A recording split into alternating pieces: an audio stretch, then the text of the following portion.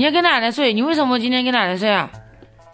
嗯，你为什么今天跟奶奶都快睡着了？我天天睡觉怕。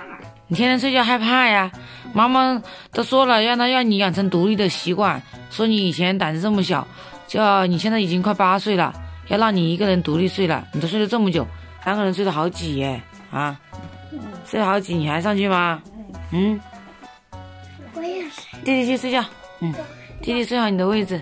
我要睡我的位置。去，赶快去睡觉。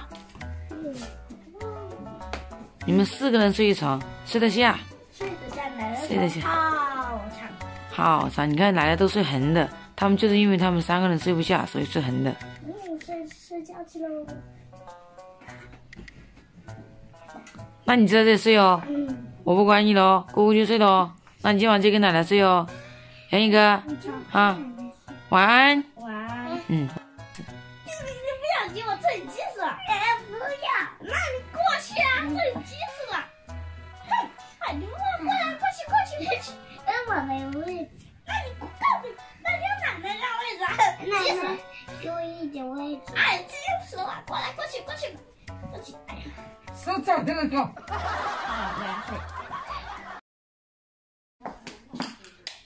杨一哥，大晚上不睡觉，你们刚刚不是说跟奶奶睡得好好的吗？怎么跑出来了？这么晚了？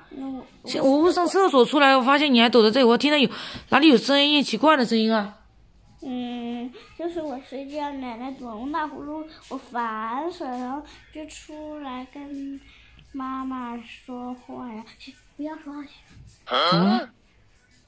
妈妈，我和奶奶睡觉，奶奶总打呼噜，我睡不着。这么晚了，你妈？妈妈，你听一下，我录了奶奶打呼噜的声音。不是吧？你还录了奶奶打呼噜的声音啊？我看一下。你看一下呀。我听一下。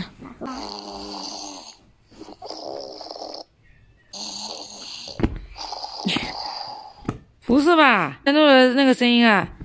哎，你错了，杨一科。怎么了呢？你完蛋了！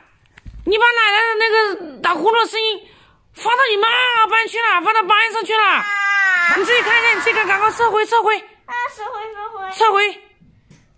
撤得回吗？撤不回。完蛋了！等一下明天你们，我的天呐！明天你们全班的人、老师和家长和同学都听到你奶奶打呼的声音，还听到你跟你妈妈聊天的话，完蛋了！杨一哥，今天一切后果你自己承担啊！姑姑保不住你了，杨一哥啊！我去睡觉了。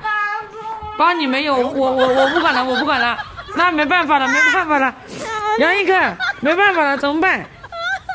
求你了吗？你求我有什么用呢？啊！把我！你说求我有什么用？你看你竟然发出来打呼噜的声音！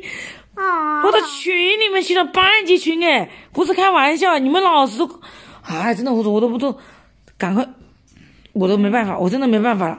而且撤不回，那怎么办？你说怎么办？怎么办？我不知道怎么办。明天必须得你自己跟老师去解释一下，你奶奶还不知道。